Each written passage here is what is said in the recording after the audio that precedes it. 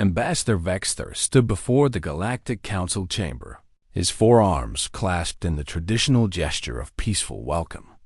The massive dome stretched above him, filled with representatives from 217 different species. Today should have been a routine approval. The humans had submitted their application for council membership 3 cycles ago, and all preliminary checks had passed without issue. The species known as humanity has met all standard requirements. Vexter announced, his voice echoing through the translation matrix. They possess faster-than-light travel, unified planetary governance, and demonstrated peaceful intentions. I move to approve their application. A murmur of agreement rippled through the chamber. Vexter felt his tension ease. This would be simple. Then Senior Archivist Kreeman rose from her seat. The insectoid historian's wings buzzed with agitation as she descended to the speaking floor. In her manipulator claws, she carried a data slate that glowed in ominous amber. The chamber fell silent. "I must object," Kreeman said, her compound eyes reflecting the chamber's light. "I have reviewed the human historical records as required by Protocol 7. The Council must see what I have found." Vexter's stomach sank. Protocol 7 was almost never invoked. It required deep investigation into a species' past behavior, searching for patterns of aggression or instability. "Surely this is unnecessary," he began, but Kreeman was already projecting images into the central holosphere. The first image showed rows of humans standing in deep ditches, surrounded by mud and destruction. Their primitive weapons pointed toward an unseen enemy. "This is what they called the Great War," Kreeman explained. 20 million dead over a territorial dispute that could have been resolved through simple resource sharing. The Council stirred uneasily. 20 million was a staggering number for a pre-space civilization, but Kreeman wasn't finished. The next image showed a mushroom-shaped cloud rising above a city. Even species unfamiliar with nuclear physics recognized the signature of atomic fission. "They split the atom," a delegate whispered, "and used it as a weapon." "Not once, but twice in the same conflict," Kreeman continued. "This second war killed 85 million of their own kind. They deployed chemical weapons that melted flesh. They carpet-bombed cities full of civilians. They built camps designed for industrial-scale killing." Vexter watched the human representative, Dr. Sarah Chun, sitting in the observer's gallery. Her face had gone pale, but she maintained her composure. "Every species has a violent past," Vexter interjected, trying to salvage the situation. "We cannot judge them for actions taken before they achieved unity." "I'm not finished," Kreeman said. The harshness in her voice made several delegates recoil. "They hunted their planet's megafauna to extinction, not for food or survival, but for sport, for trophies to display in their homes. They drove hundreds of species to complete extinction through habitat destruction and deliberate culling." More images flashed across the holosphere. Humans posing with dead animals, forests burning, oceans choked with waste. They poisoned their own atmosphere and continued using the same fuels for decades after they knew the damage it caused, Kreeman said. They tested weapons that could have rendered their entire planet uninhabitable, and they did these tests on the planet itself. The chamber erupted in shocked conversation.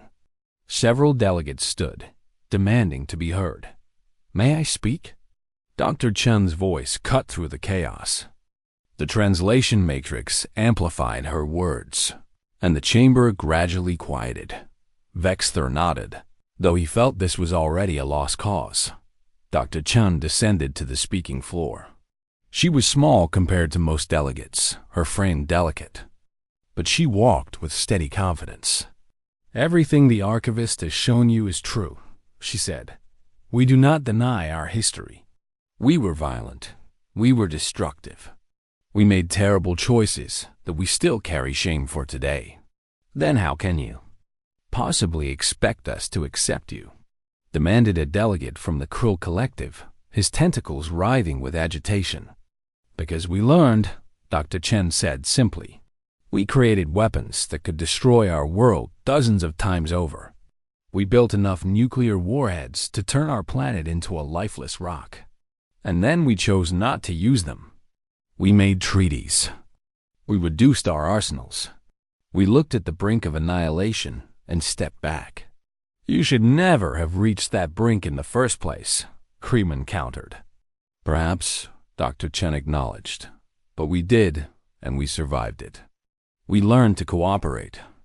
We ended global conflicts. We reversed environmental damage. Every species in this chamber has a past. We're asking you to judge us on what we became, not what we were. Vexter saw the logic in her argument, but looking around the chamber, he saw fear in too many eyes. This wasn't going well. I have one more item, Kreeman said quietly. She projected a simple graph into the holosphere. This shows human population growth and resource consumption over the past 5 centuries. The lines on the graph climbed exponentially, then suddenly leveled off. They didn't slow their growth through natural limits, Kreeman explained. They chose to. They implemented global policies to stabilize their population, despite having the resources to continue expanding. Do you understand what that means? Vexter stared at the graph, and slowly, cold realization crept through his body. It means they can choose, he whispered. Exactly, Kreeman said. They can create weapons of absolute destruction and choose restraint. They can hunt species to extinction and then choose conservation. They can poison their world and then choose to heal it. Their violence isn't biological imperative. It's choice. The chamber fell absolutely silent. That's what terrifies me, Kreeman continued. Not that they were violent, but that they chose violence again and again. And now they've chosen peace. What happens if they choose violence again? What happens if a species that weaponizes nuclear fire decides that cooperation no longer serves their interests? Vexter looked at Dr. Chen. She met his gaze steadily, understanding exactly what fear the council now faced. I move for immediate recess, Vexter announced. The council must deliberate in private session. As delegates filed out in hushed, worried groups, Vexter overheard fragments of conversation. They weren't discussing human violence. They were discussing human restraint and wondering how long it would last. 6 months after the disastrous council session, xenobiologist Clara received an unusual assignment.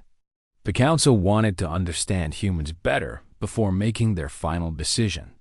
Her task was simple in theory: study human biology and explain why they behaved the way they did.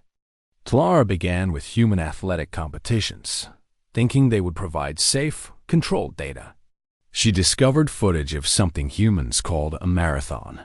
Thousands of humans running together for over 40 kilometers, some taking more than 4 hours to complete the distance. This makes no sense, she muttered to her assistant, adjusting the holographic display. They're not fleeing predators. There's no prey to catch. They're just running.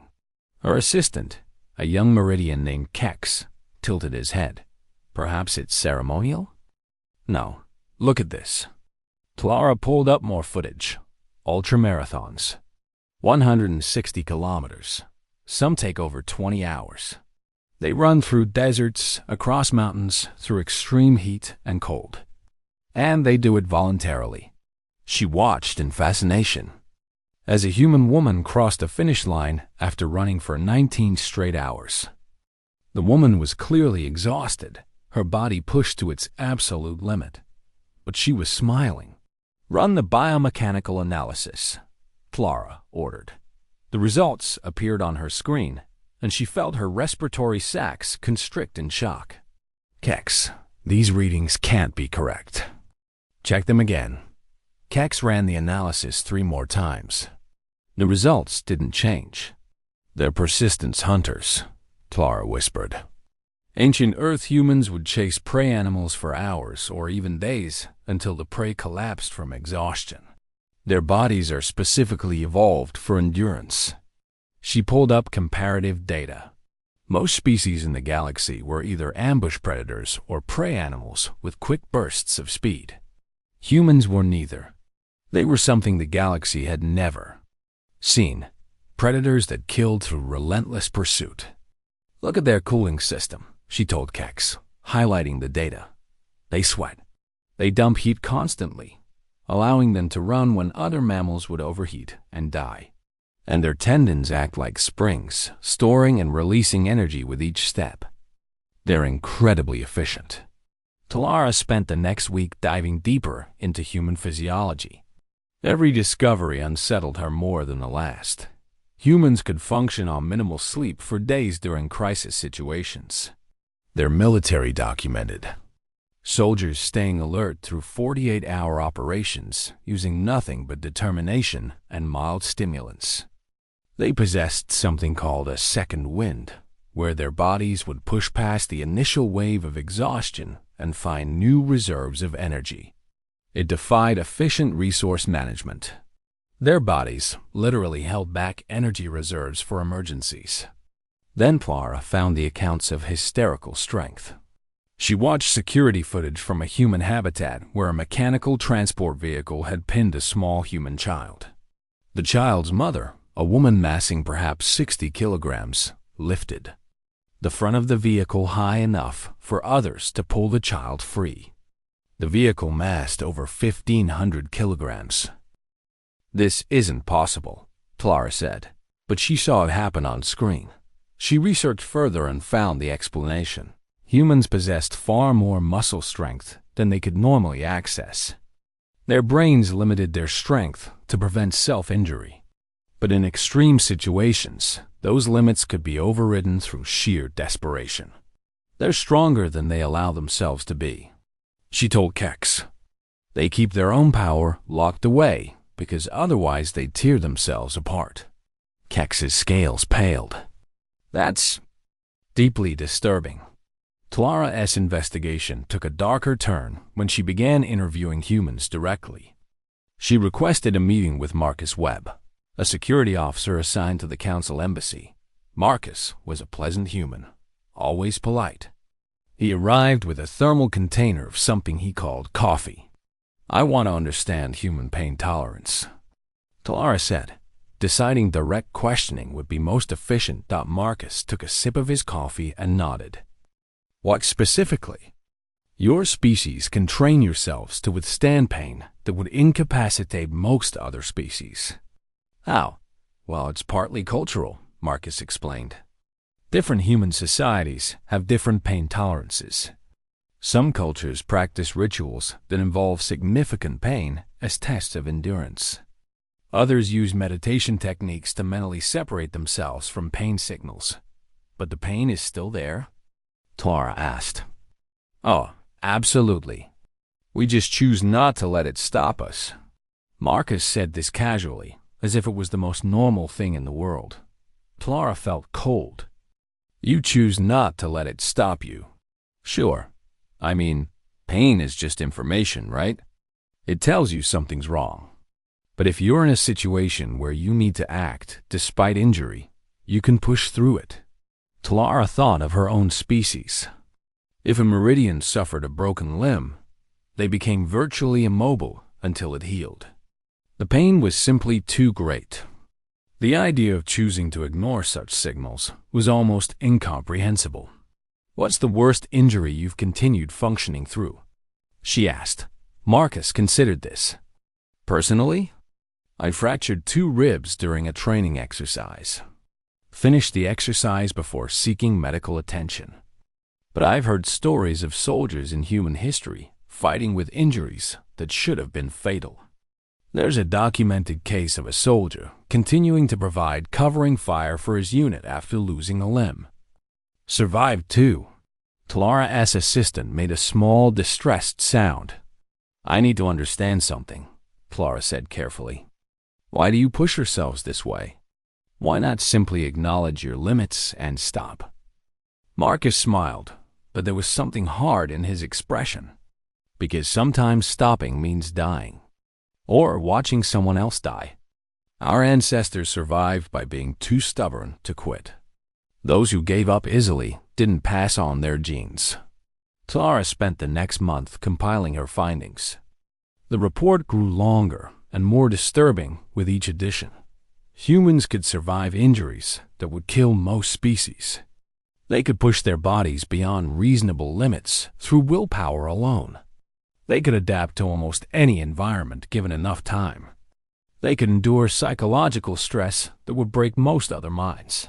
And most terrifying of all, they could choose to ignore their own body's warning systems, overriding millions of years of evolution through pure determination. She submitted her final report to the Council with a single recommendation. At the end, under no circumstances should the galaxy engage in prolonged conflict with humanity. In any war of attrition, in any test of endurance, they will outlast any opponent. They are biologically and psychologically designed to never stop, never quit, never accept defeat until they are physically incapable of continuing. And even then, they will try. That night, Clara couldn't sleep. She kept thinking about Marcus's casual explanation of pain tolerance, about the marathon runners who smiled through exhaustion, about the mother who lifted impossible weight to save her child. Humans weren't just persistence hunters. They were persistence everything. And if they decided the galaxy was something to be pursued, nothing would stop them until they caught it. 3 weeks after Clara submitted her disturbing report, the Council's military intelligence network detected an anomaly. The strategic artificial intelligence known as Cardinal 9 had been analyzing data from joint training exercises between human forces and Council defense fleets. What it found prompted an emergency meeting. Admiral Jokar of the Krill Defense Command entered the briefing room to find Cardinal 9's primary interface already active. The IAS avatar, a shifting pattern of geometric shapes, pulsed with unusual intensity. "You flagged this as Priority Alpha," Jokar said, settling into his chair. His tentacles arranged themselves in a posture of alert attention. "Explain." "I have identified a significant tactical advantage possessed by human military personnel," Cardinal 9 responded. "The advantage is so pronounced that I initially classified it as a data error. After verification, I must recommend immediate strategic reassessment of human capabilities." Jokar felt a familiar unease. Ever since the Council had begun studying humans, every report seemed to reveal something new and unsettling. "Show me." Cardinal 9 projected a tactical simulation into the holographic space above the conference table. It showed a standard training scenario. Mixed human and Council units responding to a simulated enemy ambush. "Watch the response times," Cardinal 9 instructed. Jokar observed as sensor data flowed across the screens. The Council units responded efficiently, analyzing the threat and calculating optimal responses within acceptable timeframes. But the human units moved faster, much faster. "They're responding before full data analysis is complete," Jokar noted. "Correct. The humans identify threat patterns and predict enemy behavior with remarkable accuracy, despite having access to less processing power than their Council counterparts. They call this intuition." Cardinal 9 ran another simulation, then another. In each one, human commanders made tactical decisions that, according to probability calculations, shouldn't have worked. And yet they did, consistently, across dozens of scenarios. "How are they doing this?" Jokar demanded. "Human brains are exceptional at pattern recognition," Cardinal 9 explained. "They evolved as social predators who needed to predict behavior, identify threats, and recognize opportunities in complex, chaotic environments. This has resulted in cognitive architecture optimized for finding meaningful patterns in noisy data." The AI pulled up comparative analysis of different species' neural processing. Most Council species excel at detailed analysis of structured information. Humans excel at extracting structure from chaos. Jokar watched as Cardinal 9 demonstrated. The AI presented humans with random arrangements of data that meant nothing to most species. The humans consistently identified patterns that turned out to be meaningful, even though those patterns were buried under layers of irrelevant noise. "This can't be just pattern recognition," Jokar said. "Our scientists have excellent pattern recognition capabilities." "Human pattern recognition operates differently," Cardinal 9 continued. "Observe. The AI showed footage of human children at play. They were engaged in games that seemed pointless at first. Then Jokar began to understand. The games were teaching pattern recognition and strategic thinking. Games where they had to predict behavior, identify hidden information, and plan multiple moves ahead. They train for this from childhood," he whispered. "Affirmative. Moreover, they actively enjoy these activities. Pattern recognition and strategic prediction are sources of pleasure for them, reinforced by their neurochemistry. They play games of strategy for entertainment." Cardinal 9 pulled up examples: chess, poker, strategy simulations, puzzle games, all designed to strengthen pattern recognition and prediction capabilities. "Now observe this," the AI said. Shifting to combat footage, Jokar watched as human Captain Sarah Chun commanded a small frigate during a war game scenario. She faced a numerically superior force with better positioning. According to all tactical models, she should have requested support or initiated retreat protocols. Instead, she attacked. Watch her positioning choices. Cardinal 9 instructed. Captain Chen's ship moved in ways that seemed random, even reckless. But after the engagement ended with her victory, Cardinal 9 replayed the battle with predictive models overlaid. She anticipated enemy movements with 97% accuracy, the AI explained. When questioned after the exercise, she claimed she followed her gut feeling about how the enemy commander would respond. Jokar's tentacles went rigid. "That's impossible. No organic being can calculate probabilities that precisely without computational assistance." "She didn't calculate," Cardinal 9 said. "She recognized patterns in the enemy's behavior and extrapolated likely actions. Her brain performed these operations below her conscious awareness. She experienced the results as intuition." The AI continued its presentation, showing more examples. Humans consistently outperformed more technologically advanced species in scenarios involving incomplete information and chaotic variables. They could look at a tactical situation that appeared random and see the underlying patterns. "There's something else," Cardinal 9 said, and for the first time, Jokar detected something like uncertainty in the AI's voice. "Humans find patterns even where none exist." The AI displayed examples of human pareidolia, seeing faces in clouds, hearing voices in static, finding meaningful shapes in random visual noise. "Their pattern recognition is so aggressive that it generates false positives," Cardinal 9 explained. "They see threats that aren't there, identify meaning in randomness, and construct narratives to explain unrelated events." "Then this is a weakness," Jokar said, feeling relieved. "No," Cardinal 9 corrected. "It's their greatest strength. Because they always assume patterns exist. They keep searching until they find them. And in warfare, in intelligence gathering, in strategic planning, patterns always exist. Other species give up when data appears random. Humans never stop looking." Jokar felt cold fear spreading through his body. "You're saying they weaponized this trait?" "Extensively. Human military doctrine includes psychological operations designed to exploit how enemy minds process patterns. They create false patterns to mislead opponents and hide real patterns through careful noise generation.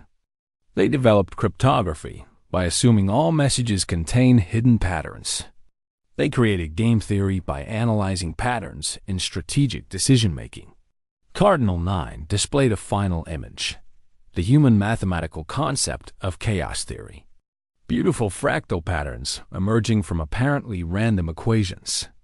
They look at chaos and find order, the AI said. They look at the universe and insist it must make sense, and then they search until they find that sense. This makes them exceptionally dangerous opponents because they will always find your patterns, your habits, your predictable behaviors, even if you don't know you have them. Jokar sat in silence, processing this information. He thought about the Council's careful, logical approach to warfare. The predictable strategies based on optimal resource allocation and risk assessment. And he imagined human commanders analyzing those patterns, predicting every move, seeing the underlying structure that the Council didn't even realize it was creating. "Request permission to interview Captain Chen directly," he said. "Granted." An hour later, Yokar sat across from the human captain in a secure conference room.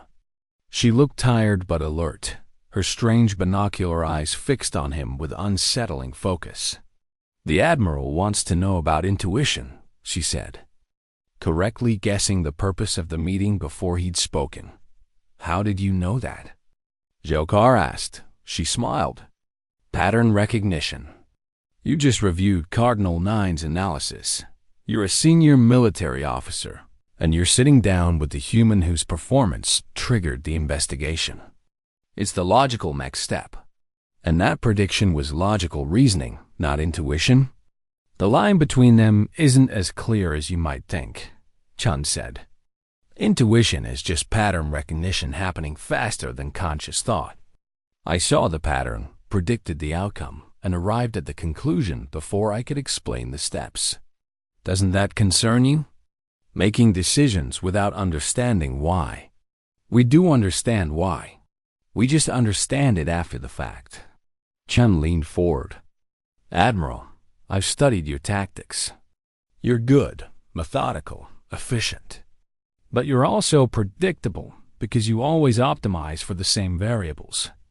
Humans are harder to predict because we sometimes make choices that seem suboptimal but exploit patterns we've recognized in our opponent's behavior." Jokar realized with dawning horror that she'd been studying Council military doctrine, finding patterns, identifying weaknesses. "The scariest part isn't that we're good at this," Chun continued quietly. "It's that we can't turn it off. We see patterns everywhere, in everything, all the time. The universe speaks to us in patterns, and we're very, very good at listening." 8 months after humanity's application to the Galactic Council, everything changed. The harvesters arrived. They came from beyond the galactic rim, a swarm intelligence that had already consumed 17 galaxies. Their technology was beyond understanding, their numbers beyond counting. Within 3 days of first contact, they destroyed 5 Council worlds and were advancing toward the core systems. The Council's response was immediate and unanimous: evacuate. Cardinal 9's tactical analysis gave the defense fleets a 0.003% chance of stopping the harvesters. At the Tycho defense grid, mathematical certainty dictated retreat and regrouping at more defensible positions. Humanity volunteered to hold the line. Ambassador Vexter couldn't understand it. He stood in the Council Command Center, watching as human warships positioned themselves at Tycho, while Council evacuation ships fled past them towards safety. "This is suicide," he said to Dr. Chun, who stood beside him monitoring the human fleet's communications. "Your own analysis confirmed the tactical assessment. Why are you doing this?" "Because someone has to buy you time to evacuate," Chun said simply. "And because we might surprise you." "You can't surprise mathematics," Vexter replied. But he felt uncertain even as he said it. The Harvester Vanguard hit the human defensive line 6 hours later. Vexter watched the tactical display with growing horror as red hostile markers swarmed across the grid. The human fleet was outnumbered 50-1. The first wave of combat lasted 14 minutes. When it cleared, 40% of the human ships showed critical damage or complete destruction. Any rational force would have retreated. The humans reformed their lines and prepared for the second wave. "They're singing," one of the council technicians said, monitoring human communications. "Admiral, the humans are singing while they fight." Vexter accessed the audio feeds. It was true. Human crews were singing together between weapons volleys, their voices carrying across communication channels. Songs about defiance, about standing together, about refusing to yield. "They know they're going to die," Vexter whispered. "Why are they singing?" "Because that's what humans do," Chun said, and he heard pride in her voice. "We tell stories when facing death. We sing songs. We make jokes. We remind ourselves why we fight." The second wave hit. Then a third. Then a fourth. The human casualties climbed to 60%, then 70%. Still they held position. Still they fought.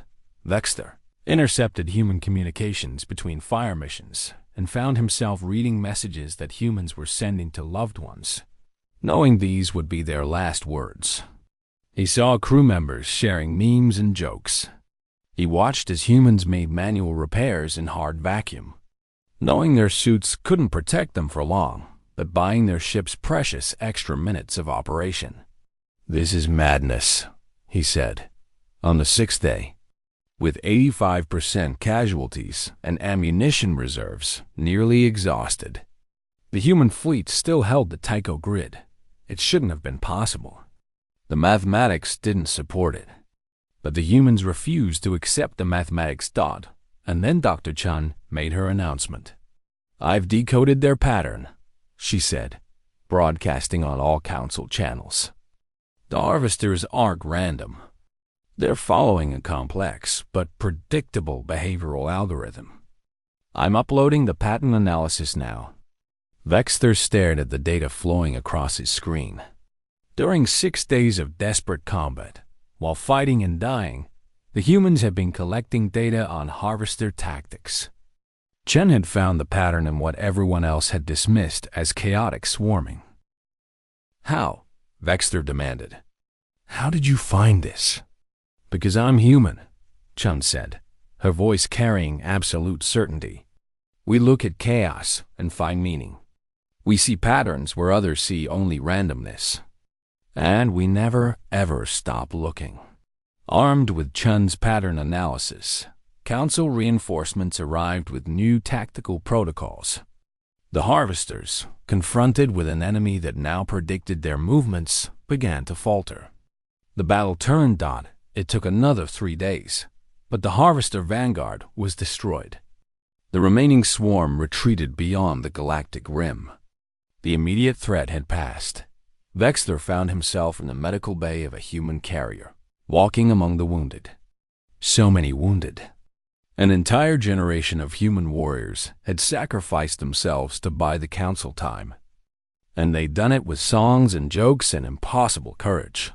He stopped beside Captain Marcus Webb's recovery pod. The security officer he'd interviewed so many months ago had lost an arm during a boarding action and had continued fighting for another 6 hours before accepting medical treatment. "Why?" Vexter asked quietly. "Why did you stand when all logic said to flee?" Marcus managed a weak smile. "Because fleeing meant watching you die.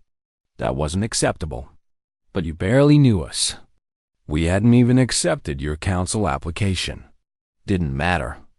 You needed help. That was enough." Vexter left the medical bay and returned to his quarters.